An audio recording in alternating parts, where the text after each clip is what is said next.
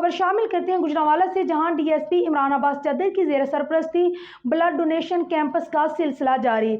Saint Paul church में thalassaemia के मरीज बच्चों के लिए लगाए गए कैंप में मसीही और मुस्लिम भाइयों का मिसाली इजहार यकजहती।